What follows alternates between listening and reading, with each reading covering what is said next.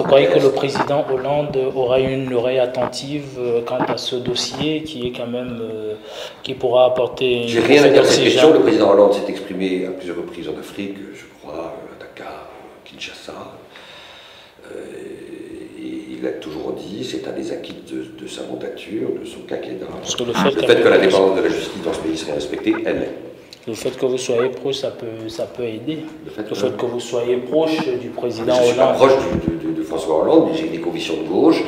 Et dans sa campagne, je me suis occupé des droits de l'homme et des libertés publiques. Mais encore une fois, votre question est assez méprisante pour les juges.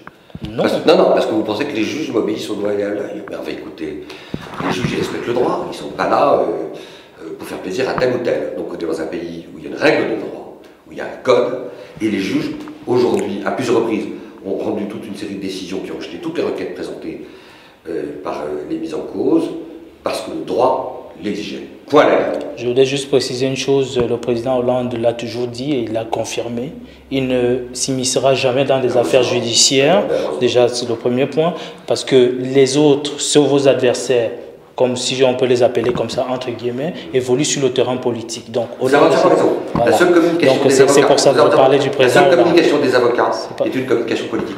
Parce que comme ils échouent dans toutes les requêtes, ils ont fait je ne sais pas combien de requêtes, ils ont échoué en race campagne, ils font des ci et des ça. Et comme ils savent pas quoi faire, eh bien ils m'attaquent en diffamation. Ou ils attaquent Daniel Lebel. Et ils perdent leur procès les uns derrière les autres. Enfin, il faut bien justifier ses honoraires. Donc, sur quel dossier travaillez-vous en ce moment? Sur l'affaire des biens mal acquis. Absolument. Et moi, je ne travaille pas. Je suis la procédure pour Transparence Internationale avec Sherpa.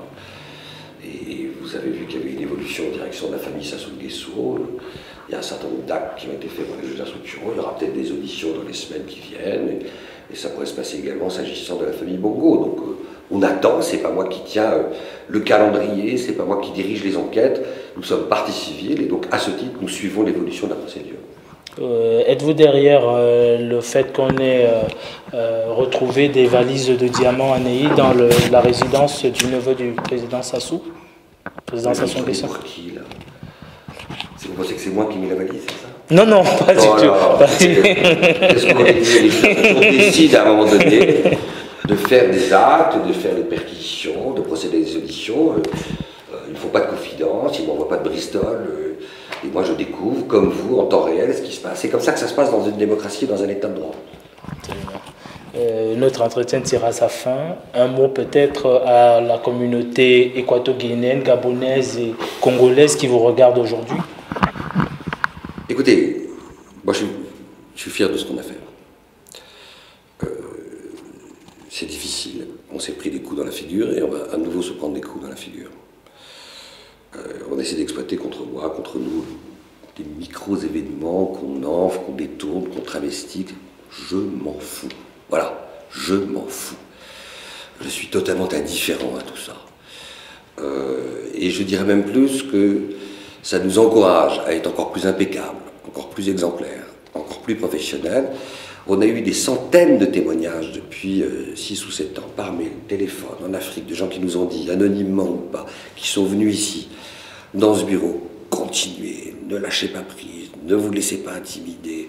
Vous êtes en train de briser petit à petit ce mur d'impunité qui décourage tant d'Africains et qui est une source de telle paupérisation, de détournement de sommes absolument gigantesques et qui sont autant d'hôpitaux, d'écoles, de routes, d'universités en moins. C'est ça la traduction concrète aujourd'hui que ressentent les Africains qui ont bien compris et on voit dans différents pays que l'exigence de démocratie et l'exigence de développement se rejoignent et qu'il n'y a pas de développement s'il n'y a pas un minimum de respect des règles de bonne gouvernance et que les règles de bonne gouvernance sont indispensables pour permettre justement d'assurer le respect de l'intérêt général des populations concernées.